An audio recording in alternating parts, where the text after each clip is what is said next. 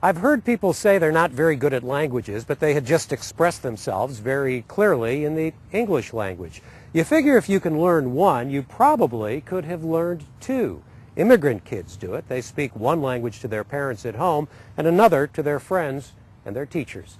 Well, Ruth Ezell has a story tonight about a new school that uses that model, but kind of in reverse.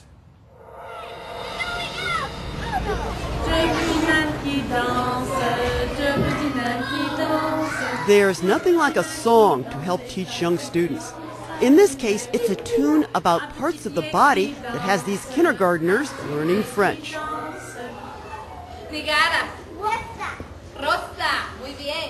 In another class, lessons are being taught in Spanish. Every day, Spanish and French are the only languages spoken to the boys and girls at the St. Louis Language Immersion Schools, also known as SLLIS. We talked with families for about 5 months in our enrollment period about what to expect, how immersion works. Rhonda Broussard is founder and president of SLLIS, which opened kindergarten and first grade programs in the fall of 2009.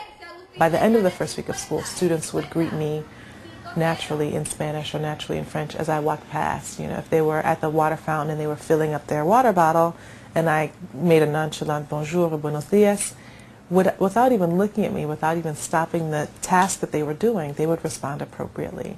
And I thought they're really getting that that's what we do at this school.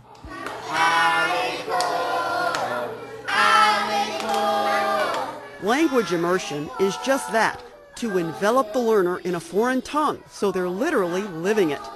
Educational experts say the process makes youngsters better thinkers, communicators, and problem solvers.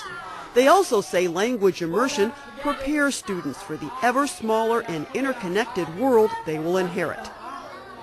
The concept resonates with parents like Brandon and Lakeisha Moore.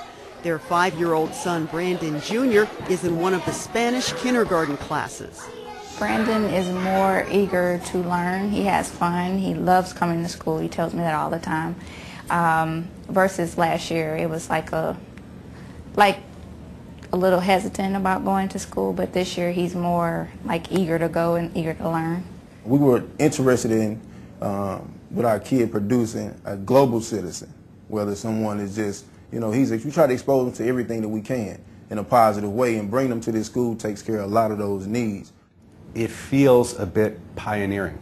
Mark Matiszik has a daughter in kindergarten here. Sophie Matisyk's language immersion is in French. It's fascinating because she definitely walks around the house singing French spontaneously and impressively just switches back and forth between the languages. It's very natural to her already. The curriculum offered by SLLIS is called the International Baccalaureate. More than 2,700 schools across the globe use it to instruct young people between the ages of 3 and 19.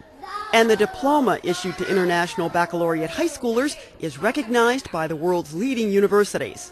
The St. Louis Language Immersion Schools opened with just kindergarten and first grade. But the plan is to see these youngsters through their primary and secondary education. Each year we'll add one more grade, so our first graders will always be the oldest students in our system. First grade this year, next year they'll be in second grade. We'll go all the way through 12th grade, so that founding class will be our first graduating class. And then we'll add on younger grades at a time. One of the things that we're looking for in our long-term expansion is also being able to add a pre-K class, so we can get students in even earlier for more language experience. And how are students doing so far? Buenos dias. ¿Cómo estás? This is 5-year-old Amilia Estrada. ¿Cómo te llamas? Amilia. ¿Cuántos años tienes? 5. Classmate Isaac Lake counts in Spanish easily. ¿Puede contar a 10, por favor? 1, 2, 3, 4, 5, 6, 7, 8, 9, 10. He corrects me on my Spanish now. I speak French, I don't speak Spanish. And so if I'm reading words and I'm trying to, test him on what he's learning, he'll say, "Mom, you're not saying it right."